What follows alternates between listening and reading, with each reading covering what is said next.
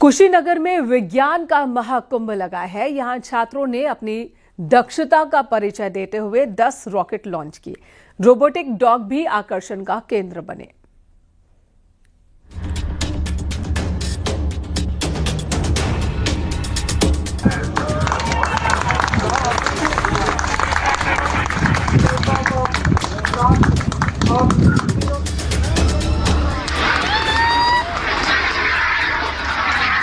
आपने इस तरह के दृश्य पहले भी देखे होंगे जब भारत अपनी धरती से सैटेलाइट अंतरिक्ष में भेजता है, लेकिन यहाँ से कोई सैटेलाइट स्पेस में लॉन्च नहीं हो रहा है, बल्कि यहाँ तो विज्ञान के छात्र अपनी प्रतिभा सबके सामने रख रहे हैं। कुशीनगर के तमकुहीराज तहसील में चल रहे पहले in space model rocketry concept India student competition के दूसरे दिन आसमान विज्ञान के रंगों से भर गया। छात्रों ने 10 रॉकेट को सफलतापूर्वक लॉन्च किया।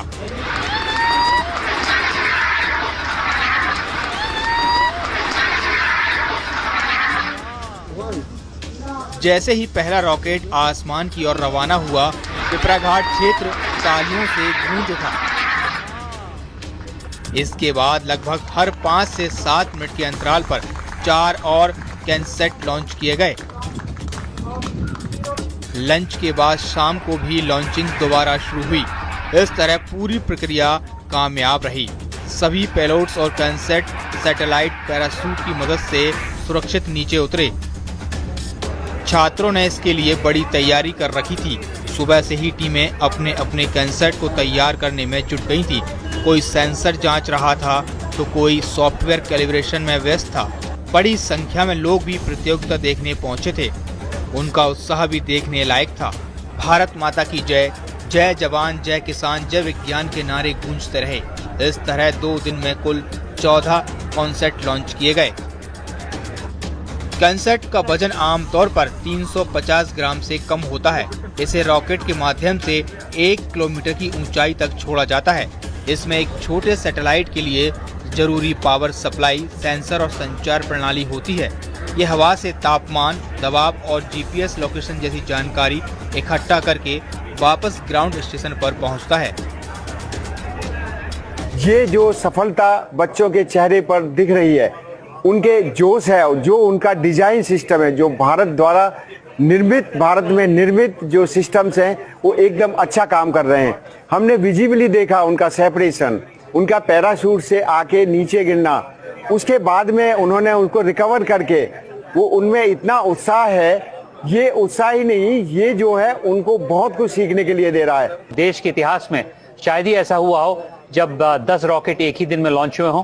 कल भी बहुत अच्छा कार्यक्रम हुआ, आज भी होगा, कल भी होगा और परसों इसका समापन होगा जब डॉक्टर पवन गोयनका इंस्पेस के चेयरमैन यहाँ पर आएंगे, शुभांशु शुक्ला यहाँ पर आएंगे और कुछ अन्य लोग वर्चुअली जुड़ेंगे। सबसे बड़ा आकर्षण रहा रोबोटिक डॉग, जिसे गोरखपुर के KIPM college of engineering and technology के छात्रों ने तैयार किया।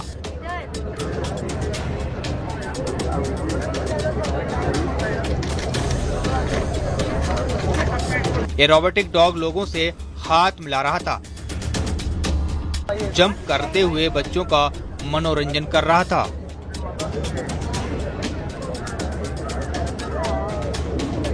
स्पेस की दुनिया में भारत लगातार अपनी छाप छोड़ता जा रहा है। भारत की स्पेस शक्ति का दम पूरी दुनिया मानती है।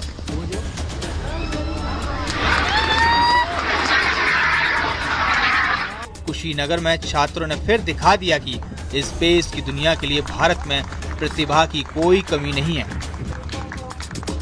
कुशीनगर से अशोक शुक्ला के साथ bureau report, news 18।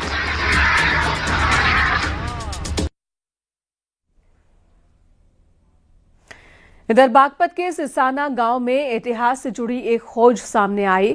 Khandwari one क्षेत्र में खुदाई के दौरान अवशेष और कलाकृति मिली है, जिनके 4 से 5,000 साल पुराने होने का दावा किया जा रहा है।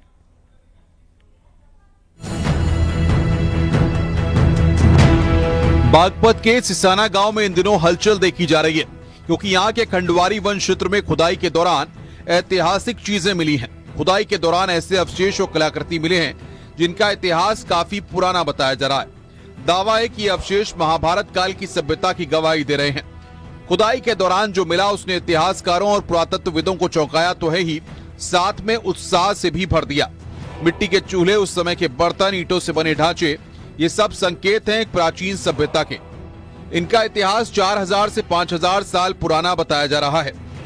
तो पता चला कि बहुत सारी लेयर्स हैं मानव कल्चर सभ्यता की, तो उसमें सबसे निचली लेयर में ओसीपी मिला है, ओकर्ड कलर्ड पोट्री, यानी कि वो सर्वाधिक प्राचीन है। करीब 4 से 5000 साल के बीच का पीरियड उसका लगभग रहता है। और उसके ऊपर बहुत आयत में प्रचुर मात्रा में पेंटेड ग्रेवियर की पोट्री, यानी कि मिट्टी के ऐसे पात्र मिले हैं जो चित्रित धूसर मृदभांड संस्कृति जिसको कहा जाता है। साइट की जांच करने के लिए एएसआई मेरठ की 5 सदस्यीय टीम पहुंची है, जो साइट देखकर आगे की कार्यवाही करेगी। जैसे ही ये खबर फैली, आसपास के गांवों से लोग इन प्राचीन अवशेषों को देखने सिसाना पहुंच गए। खुदाई में मिले अवशेष इलाके में कौतूहल का विषय बना हुआ है। तो एक तो हमारा मंदिर लिख गया है वहाँ पे वो, और दूसरा यहाँ पे मटके मिल रहे हैं। दूसरा फिर यहाँ पे ऊपर खुदाई मतलब नहाई के टाइम पे चांदी के सिक्के मिले हैं, हड्डियाँ भी मिल रही हैं। और फिर जो पूरी 12 इंच और 9 इंच चौड़ी ईंट जो काफी पुराने साल पहले टाइम की ईंटें भी मिल रही हैं, यहाँ पे नीम तक की मिल रही हैं। सिसाना की ये खोज सिर्फ मिट्टी में दबे अवशेष नहीं, बल्कि हमारी सभ्यता की जड़ों को भी दिखाता है। ये महाभारत कालीन मानव बस्ती के अवशेष भी हो सकते हैं। अब देखना होगा कि एएसआई की रिपोर्ट क्या कहती है। बागपत से शहजाद राव के साथ bureau report, news 18 UP Uttarakhand.